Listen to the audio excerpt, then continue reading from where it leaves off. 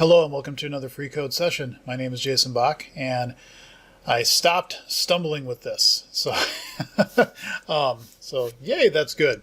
So I finally figured out what I was doing wrong, and it's a little bit of a sad thing. Why do I say it was sad? Well, what I was struggling with is how do I reference the files as the way you see here in Node modules.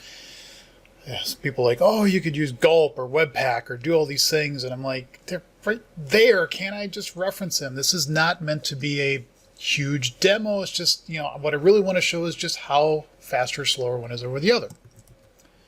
Well, I found something that lets you reference node modules, and this. Now, the reason why this is a little sad is because if you don't know who Ode to Code is, that was K. Scott Allen. So, about a month or two ago, he passed away. I didn't know him very well at all. I think I only ever talked to him in person twice, once at a conference in Winnipeg and then once at a conference in Chicago, VS Live. And both of them were very cursory, hi, nice to meet you. Or when I was in Chicago, he was actually in the workout room, and I was up there and I saw him. I said, "Hey, Scott," and he just said, "Hey," and I went off and worked out. So I just didn't have, any kind of friendship with him. I just, I didn't know him that way. But a lot of people knew him. He definitely had an impact. And if I remember right, he had a heart attack, I think, sometime last year. And he had lost a significant amount of weight. He was really, I guess, watching his weight and trying to get more in shape and things like that. But I don't know how he passed away. I can only assume it might have been something related. But either way, it's kind of sad because I saw that. I'm like, this really work is, hey, it's one thing, and then it just allows you to reference that directory from your app, and off you go. So, yeah, just kind of it was weird when he passed away. He had some blog articles in the queue, and so you'd see for a week or two after new articles that were coming out, and it was just a little bit of a dig. This was actually some of the first videos I've done. I did a live stream on this, but a video on Neil Peart passing away, who's the drummer from Rush. That you can watch the live stream if you want, but that hit me hard. That actually hit me and again, there's somebody I never even said hi to. But the impact that person had on my life was a lot. It was very significant. And, it was just sad to hear that he had suffered from brain cancer and wasn't going to be able to retire and spend more time with his wife and especially his daughter. So that was all that, it kind of hits you in the feels and those types of things. And I don't mean to say that and dismiss it. It just... really, I just sat there when somebody told me on a Friday. I just was sitting at my desk, just like stunned. Mostly because it wasn't something that we as fans knew was coming. We didn't. It just came out of the blue because it was a well-kept secret for lots of good reasons. So I think that's what floored a lot of people is nobody saw it coming. So, it is what it is. Anyway, all right, so we now have an example to do this. So I ran this and it actually works. Okay, now what I need to do is come back over here and actually do this so that I can actually reference the things. Okay, so I'm going to put that there. And for all that is good in the world, please just follow what I want you to do. Okay, so we'll get that. Okay. Now what we need to do is say we're going to call it, but I'm going to give it a bigger number. So here we're going to say we're going to say JS collates, and then we're going to say WASM collates. Okay. And then in here, what we're going to do, well, we're not going to alert. That would be a bad idea. We're just going to call that. Okay. And I'm going to ramp this up to like 50,000. Now what I need to do is come over here, and I'm going to kind of just copy this and do my best JavaScript stuff because I don't remember how to really do JavaScript. Oh, I feel like such a moron at times. Actually, give me a sec. I'm going to cut this out because I have to translate this from C to JavaScript, and I need some. I kind of need some liquid courage here to do this. So that was water, by the way. So once I got this transmogrified over to something that I can actually call in JavaScript, then we will do that. So I'll be right back. Okay, finally got everything working, and the results are shocking. So what I just found out is I took this function and transmogrified it, which really wasn't that much at all. Okay, and then I basically had a button here. What I found is if I tried to run in the script and I was like, yeah, dummy, the fetch may not have actually done all the importing of the WebAssembly stuff. So by the time you get up here, it does. So I just call that a function, and I run that down here. And then I'd basically just say, get the value for 50,000. And I tested these functions. They give you exactly the same results, so they're working the same. So they should be doing the same amount of work. And then I said, run this. So I said, okay, which one do you think is actually the winner? And so you're not going to see the results over here. I'll pull this over so you can let it do its thing. Okay, so if I come over here and you see this, you see that the JavaScript one is faster than the WebAssembly one. And I don't know to what degree it's faster. Like, there's more probably to benchmark.js that I can do here, but it's definitely faster. Now you may say, well, wait a minute, the JavaScript is not supposed to be faster than WebAssembly. Well, it's possible that the WebAssembly code that's created isn't as efficient as what is interpreted in JavaScript here. That's a possibility. I don't know. Maybe it just is a little slower. I have no idea. Ooh, that's one thing to try. I'm just curious. Would there be any difference if I did this? Hold on. If I did this, okay, we'll grab that, put that here, run that, get the tools up, go to console, whatever, run it. Okay. And I'm just curious, does Chrome run any differently? It's now the engine from Edge uses the same engine, and yeah, JavaScript is faster. What about Firefox? Let's give the old Firefoxy a whirl.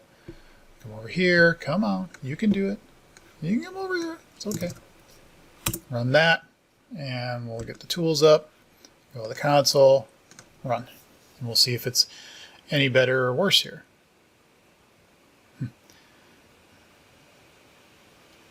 Does more.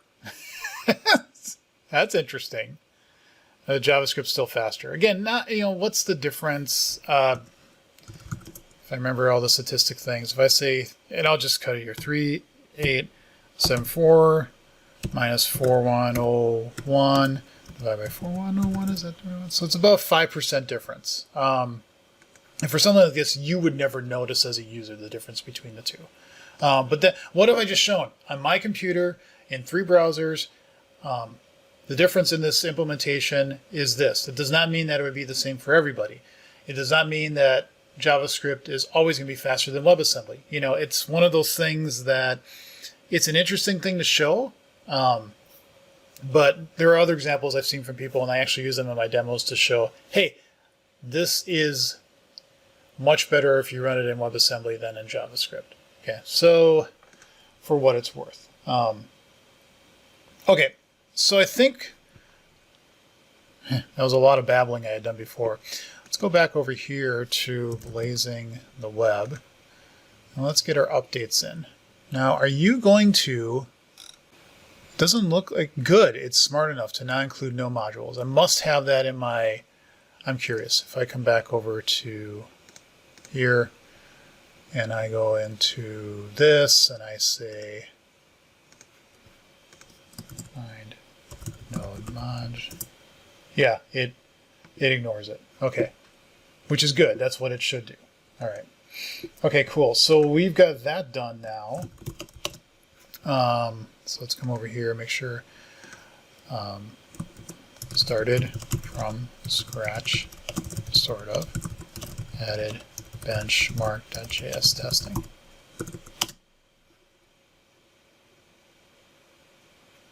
All right, so that gets one of the things off the list.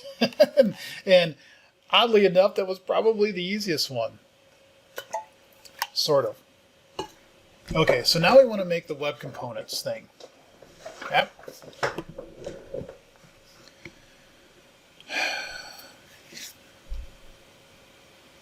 Go all the internets.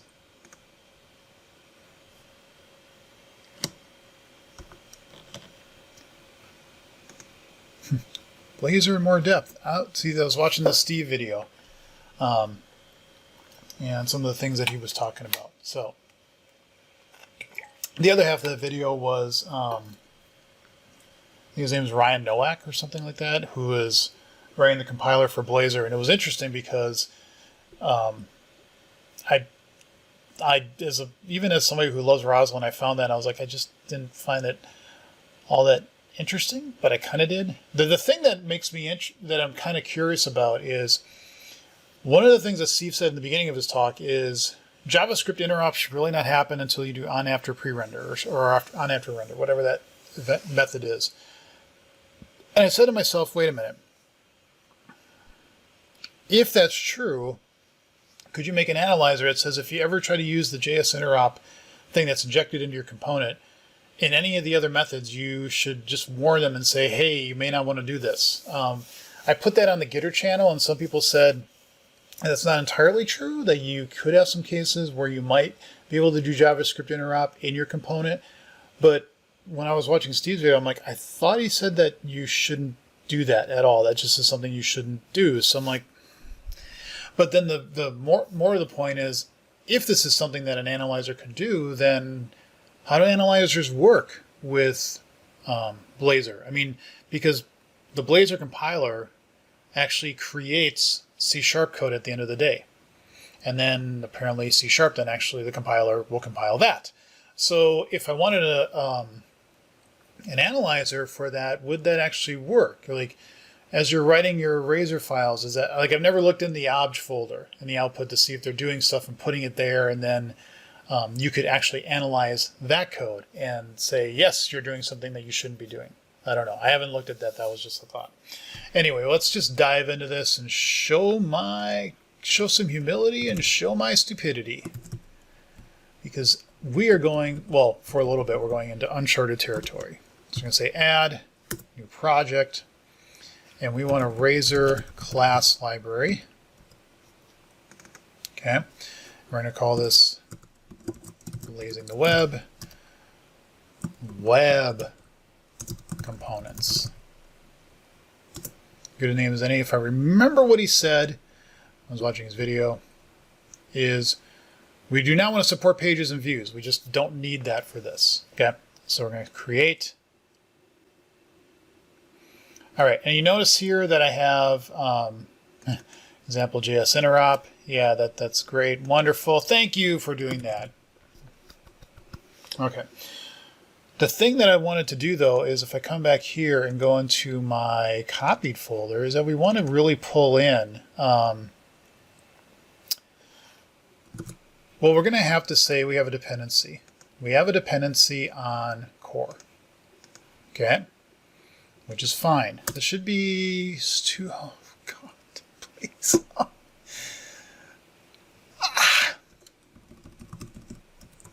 Could you be 2-1?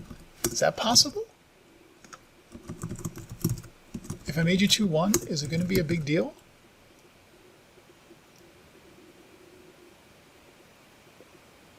Okay. Before I know why that's coming up, and that's not why I'm wondering. I'm just going to come in here because I made a quick app that I just wanted to check a couple things out. I installed the new templates and was just seeing, hey, does everything still work? I wanted to see here real quick. What is this target? 2-1. So it does. Okay, good. Okay, cool. So we're going to shut that one down. And I was just I was just on a project that I've been on for about a year and a half with my consulting full-time job. And I had to add in something to their main product, which is this huge product. It's already a monolith. And I don't want to get in discussions of microservices. That's a whole, that term is just grating on me these days. But it definitely is pretty large. It's a 4.6.1 framework app. And the tension that I was feeling, trying to make sure that things I was adding in, if they had dependencies on project or packages, that those would work with the current versions of what's in the main project. And, you know, the actual work to do was relatively straightforward. It was being very careful, very cautious of references and dependencies. Oh, it's just a mess. So it's one thing that I would say to people in this day and age. It's like, I just said a couple videos ago for rocks, I need Dependabot. I really should use Dependabot for that. And that's probably a task I should put out there for it. But you really, really, really need to be on something that will keep you up to date. And to stay up to date, you need things like testing and other things to make sure that just updating a component may, that you'll know if that actually broke you or not really quickly. Okay, so rant off. Let's build this. Okay, so it succeeded. Yay! Well, let's come back over here because I have an imports file. Over here, and there's also an imports file that's over here. Which one? That looks like nothing I need. Why do I have a shared? That shouldn't be shared. That's stinky. That's stinky. You're like, what am I looking at? It's my old imports file, and there was a blazing the web thing here that I really didn't need anymore. So yeah, I was like, what the heck? I do notice that like the colorization and everything within, like which ones of these are actually used or not. I don't know. You just put them in there. Okay, so we're going to get rid of component 1 because we don't need that. We don't need any of these things. Okay, because we don't need that. We really don't need that as an example either because that's just, I think, showing, if I remember right. Yeah, we don't have the... Oh, because I do expression values, remember, but that's fine. Yeah, and that's something else I got to change. When I was doing my JS interop, I was basically at the global level. I want to make an object. So that's something I should put in my notes here. Make sure JS interop code is quote-unquote better. Okay. Now for the fun stuff. If we come back here, you're going to notice that I have charting and location. Okay.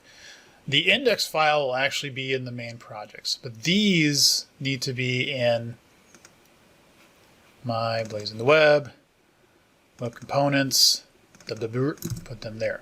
I need those. Okay. So now if I come back over here, it should pick up that yes, you have them. Okay. This is also, yeah, I was doing window. Okay, so give me a sec. I'll be right back.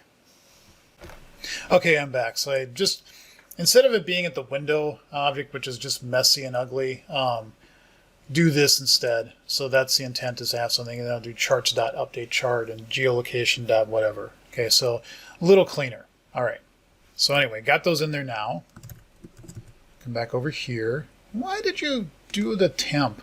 Jeez. There is no temp, only Zool. Okay. All right, so we can get rid of that. Now come back here again. Let's go to blazing the web copy. No. That, yes, okay. We don't.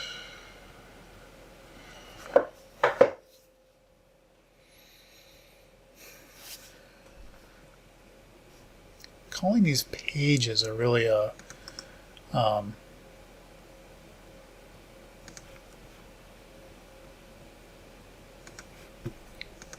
of a misnomer, isn't it? This is where I'm wondering, okay, now what do I do here? These I want.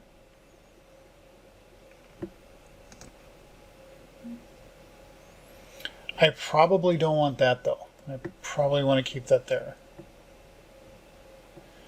Properties, that's not something I care about. So what I'm getting at is which are the components that I really want. That's the copy. Whatever happened to my MVVM one?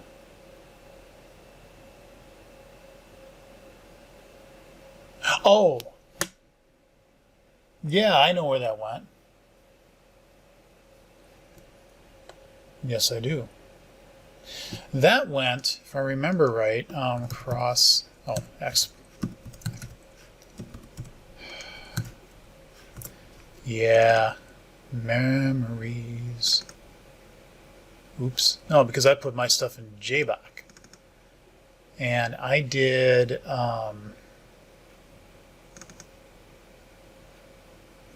yeah. Okay. You're like, what are you doing, Jason? That's the client. Shared. See, okay. So we do that. Done, I think. Grab VM stuff from Xplat code, because I had an example here about doing this stuff such that it was an MVVM approach, and then I also needed to if I come back here, I need a I can put that here. Yeah. Put view model and component here. Okay. Just wanted to remember that because I need to put that stuff in there. So, okay, cool. I think we're sort of close to where we need to be. I know they really didn't do much, but the next video, I should be actually putting in here all of the components that I need. And being able to then just, and I think what I'm going to do is just put all the components in the root directory here. Maybe I could put them like in pages and shared and things like that. I don't really see a reason to do that. So I'm just going to, for now, just keep them there and then put the components in and out in places that I don't need them. So that's all for now. Next video, I will be continuing on making my web components and maybe get the client project up, and we'll see what happens. So thank you all for watching. Leave comments and questions below. See you in the next episode.